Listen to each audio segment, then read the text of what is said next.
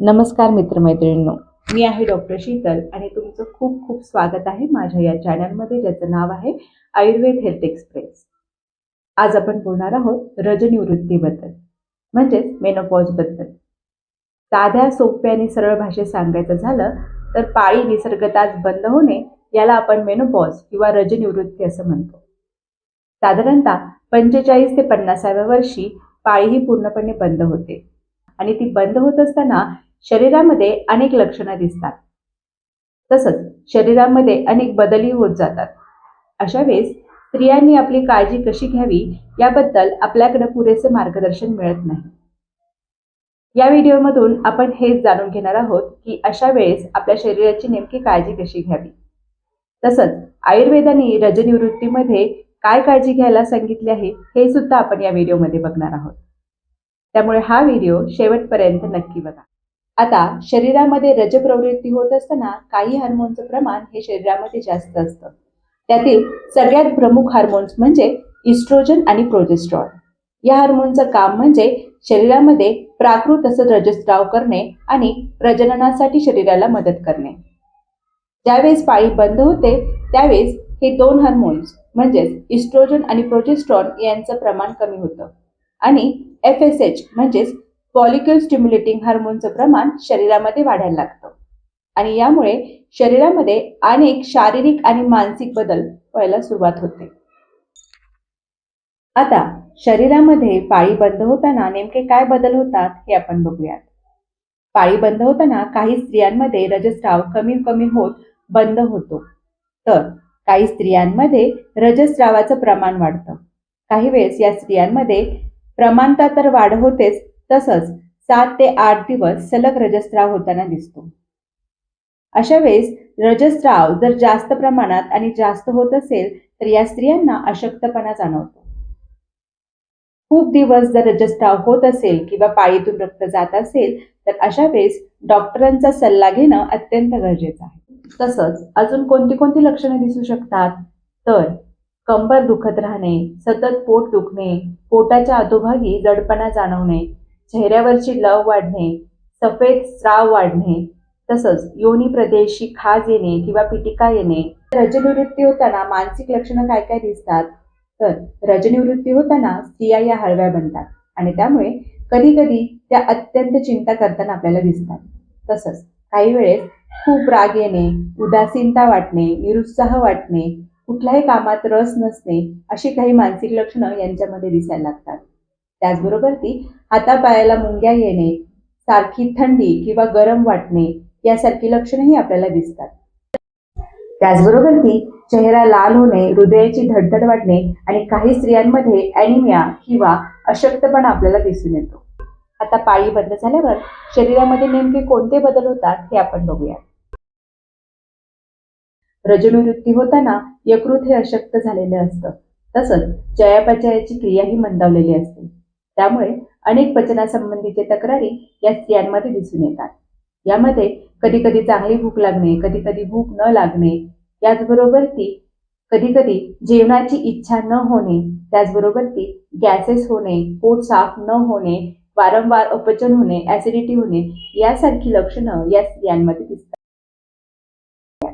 रजनिवृत्तीनंतर इस्ट्रोजनच्या कमतरतेमुळे कोलेस्ट्रॉलचं प्रमाण शरीरात वाढायला लागतं आणि त्यामुळे शरीरातील रक्तदाब वाढतो.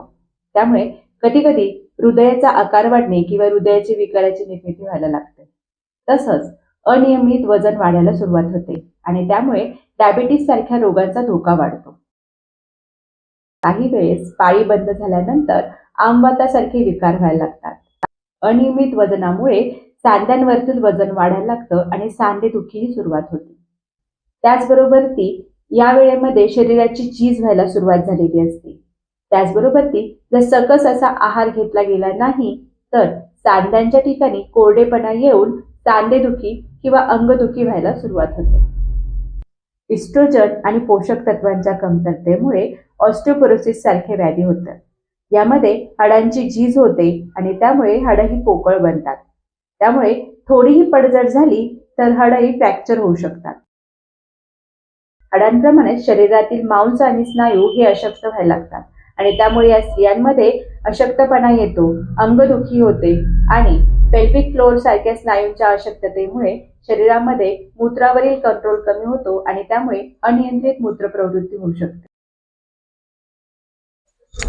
रजोनिवृत्तीनंतर त्वचा आणि केसांवरही याचा परिणाम दिसायला लागतो. शरीरामधील वात वाढायला लागतो, त्यामुळे शरीरामध्ये रुक्षताही वाढते आणि त्यामुळे त्वचा आणि केस या ठिकाणी कोरडेपणा जाणवायला लागतो.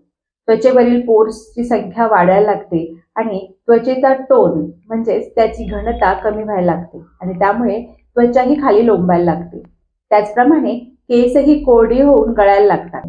तसंच शरीरात झीज होण्याचं प्रमाणही वाढलेलं असतं आणि त्यामुळे त्वचेवरती अनेकदा सुरकुत्या, वांग, मोज आणि अनेक पिगमेंटेशन दिसून येतं. अशा वेळेस स्त्रिया या अनेक नुसके करतात किंवा शरीराची गरज न ओळखता अनेक नुसके करतात आणि त्यामुळे फायदा न होता क्वचित प्रसंगी तोटा झालेला दिसून येतो. रजोनिवृत्ती झाल्यानंतर काही वेळेस स्त्रियांच्या स्तनांमध्ये, योनी प्रदेशी तसंच गर्भाशयाच्या ठिकाणी गाठ आलेली दिसून येते आणि यावेळेस त्यांची विशेषतः तपासणी करणं अत्यंत गरजेचं आहे.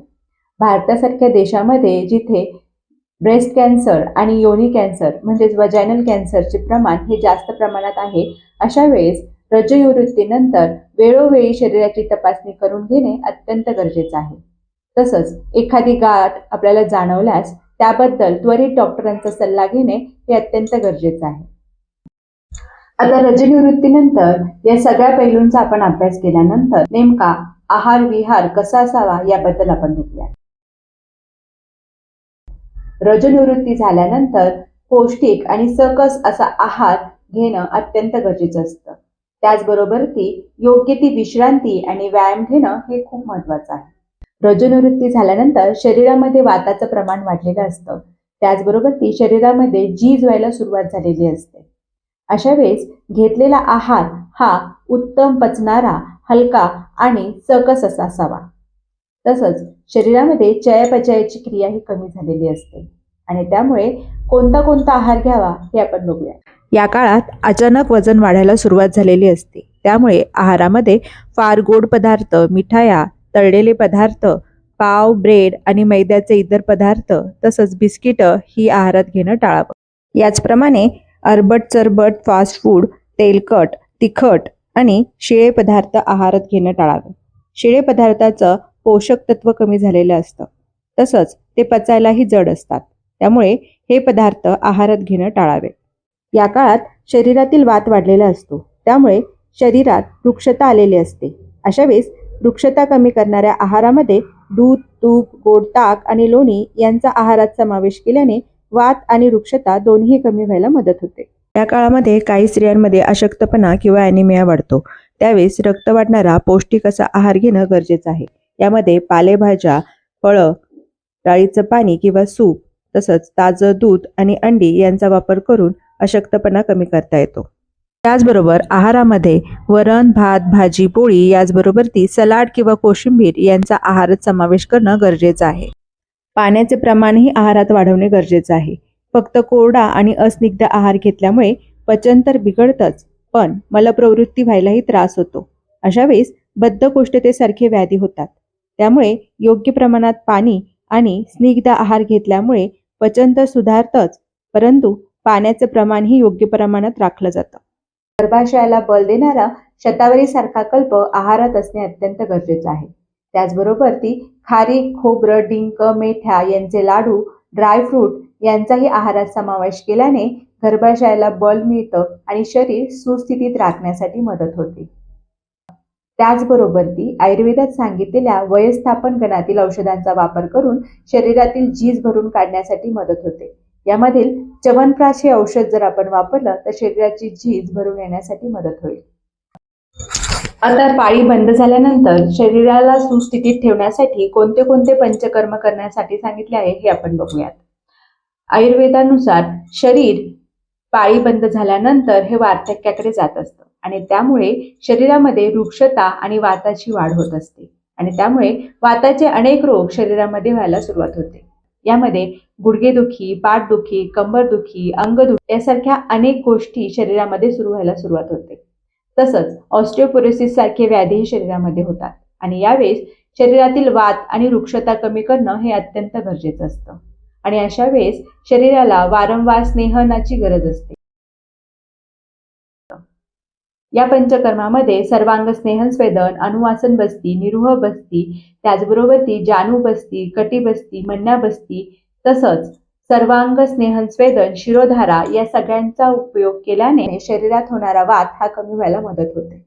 तसंच ऑस्टिओपोरोसिस सारख्या व्याधीमध्ये बस्ती कर्म केल्यामुळे हाडांचं आरोग्य सुधारतं आणि त्यामुळे हाडांमधील कॅल्शियम वाढायला मदत होते. मानसिक लक्षणांमध्ये सतत चिंता वाटणे, चिडचिड करणे, अस्वस्थता वाटणे किंवा निरुत्साह वाटणे यामध्ये बस्ती कर्म केल्याने विशेषतः फायदा झालेला दिसून येतो. याचबरोबर ती सर्वांग स्नेहन स्वेदन, शिरोधारा, नस्य यासारखे पंचकर्म केल्याने फायदा झालेला दिसून येतो. या पंचकर्म चिकित्सेने शरीरामधील थकवा कमी होऊन शरीर निरोगी राहायला मदत होते. त्यामुळे वारंवार काही दिवसांच्या अंतराने हे पंचकर्म करून घेणे अत्यंत गरजेचे आहे. हे पंचकर्म केल्याने शरीरातील वात तर कमी होतोच, परंतु सांध्यांना वंगण मिळतं आणि त्यामुळे वृद्धावस्थेत येणारे अनेक व्याधी हे आपल्याला टाळता येऊ शकतात. रजोनिवृत्तीनंतर अनेक स्त्रिया या आराम करणं पसंत करतात, परंतु रजोनिवृत्तीनंतर वाढलेले वजन, डायबेटीस, बीपी, हृदयरोग यांसारखे व्याधी झालेले दिसतात. तसंच वाढलेल्या वजनामुळे सांध्यांवरील सांधेविकार किंवा सांधेदुखी होताना आपल्याला दिसते आणि त्यामुळे या काळामध्ये आराम करण्यापेक्षा योग्य आणि पूरक असा व्यायाम करणं अत्यंत गरजेचं आहे. यामध्ये उत्तम असा व्यायाम केल्याने शरीरातील हाडांमधला कॅल्शियम वाढायला लागतं आणि त्यामुळे सांधेदुखी कमी व्हायला मदत होते. तसंच ऑस्टिओपोरोसिस सारख्या व्याधीतही फायदा झालेला आपल्याला दिसून येतो. झोप ही शरीराची झीज भरून काढण्यासाठी अत्यंत महत्त्वाची आहे आणि त्यामुळे साधारणतः 7 ते 8 तास उत्तम झोप असणे अत्यंत गरजेचं आहे. कधी कधी काही स्त्रियांमध्ये मानसिक ताण, कौटुंबिक चिंता यामुळे झोप कमी होते आणि अशा वेळेस सर्वांग स्नेहन स्वेदन, पादाभ्यंग आणि शिरोधारा, शिरोलेप यांसारखी पंचकर्म केल्याने झोप सुधारते. योग्य अशी 7 ते 8 तास झोप घेणं हे आपली झीज भरून काढण्यासाठी अत्यंत गरजेचं आहे. अशा पद्धतीने सर्वांगीण आरोग्याची काळजी घेतल्यामुळे शरीर निरोगी व्हायला मदत होते.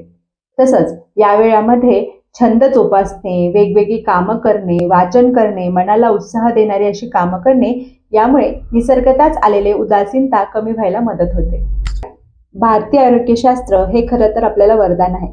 यामध्ये सांगितलेल्या अनेक चिकित्सा जर आपण पूर्णपणे फॉलो केल्या तर निर्माण होणारे अनेक लक्षणं जसं अंगदुखी, सांधेदुखी यांपासून आपल्याला सुटका मिळू शकते. तसंच निरोगी जीवन जगण्यासाठी आनंदी शरीर आणि आनंदी मन असणं हे अत्यंत गरजेचं आहे आणि हे साध्य करायला आयुर्वेदाच्या ज्ञानाचा वापर करून आपण आपलं आयुष्य आनंदी बनवू शकतो. असंच आनंदी आयुष्य तुम्हालाही मिळो अशी मी आशा करते.